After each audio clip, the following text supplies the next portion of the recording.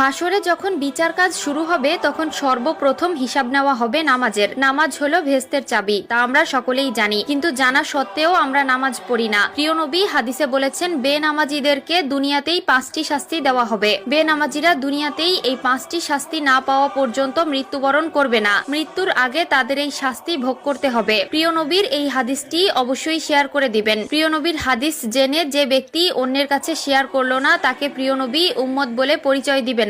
আমরা জানবো এবং অন্যকে জানাবো। এবং আপনি যদি প্রিয় নবীর উম্মত হয়ে থাকেন তাহলে অবশ্যই আলহামদুলিল্লাহ কমেন্ট করবেন। তো চলুন বেশি কথা না বলে শুরু করি আজকের ভিডিও। আজকে আমরা জানবো বেনামাজি ব্যক্তিদের দুনিয়াতে কোন 5টি শাস্তি দেওয়া হবে। বেনামাজি ব্যক্তির সর্বপ্রথম যে শাস্তি হলো সেটি হলো তার কোনো দোয়া কবুল হবে না। সে আল্লাহর কাছে যতই দোয়া করুক না কেন তার কোনো দোয়া আল্লাহর দরবারে কবুল হবে না। 2 নম্বরে যে শাস্তির কথা বলা হয়েছে তা হলো তার নেক কাজের কোনো বদলা দেওয়া হবে না। প্রিয় দর্শক, ধরুন আপনি কিছু পাওয়ার জন্য নেক আমল করলেন, কিন্তু আফসোসের বিষয় আপনি যদি বেনামাজি হয়ে থাকেন আপনার নেক কাজের কোনো ফল আপনি পাবেন না। 3 নম্বরে যে শাস্তির কথা বলা হয়েছে তা হলো চেহারা থেকে নেককারদের নূর উঠে যাবে। প্রিয় দর্শক, জন্মগতভাবেই আল্লাহ তাআলা কালো, সুন্দর, অসুন্দর সকলের চেহারায় একটি মায়াবী নূর দিয়েছেন, কিন্তু নামাজ না পড়ার কারণে তাদের চেহারা থেকে সেই নূর উঠে যায় এবং দেখতে দেখতে একসময় চেহারার অবস্থা ভয়ঙ্কর হয়ে যায়। যার চেহারা থেকে আল্লাহর নূর উঠিয়ে নেয় তার প্রতি মানুষের কোনো মায়া মহব্বত থাকে না। 4 নম্বরে যে শাস্তির কথা বলা হয়েছে তা হলো তার জীবনের বরকত উঠে যাবে।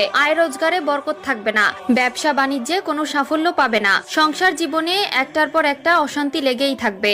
যতই ইনকাম করে ততই মনে হয় যেন কোনো সফলতা পায় না। এর মাধ্যমে বোঝা যায় আল্লাহ তাআলা তার জীবন থেকে নেক বরকত ছিনিয়ে নিয়েছে। 5 নম্বরে যে শাস্তি দেওয়া হবে তা হলো কোনো নেককার বান্দাদের দোয়ার মধ্যে তার কোনো হক থাকবে না। যে ব্যক্তি বেনামাজি তার জন্য যদি কেউ দোয়া করে সেই দোয়ার ফল সে পাবে না। এমনকি ওই বেনামাজি নিজের জীবনের দুর্দশা দূর করার জন্য যদি কোনো আলেমকে এনে দোয়া করায় সেই দোয়া আল্লাহর দরবারে কবুল হবে না, কারণ বেনামাজির জন্য নেককার ব্যক্তিদের দোয়া কবুল হয় না। নামাজ হলো সকল জীবনযাত্রার মূল চাবিকাঠি।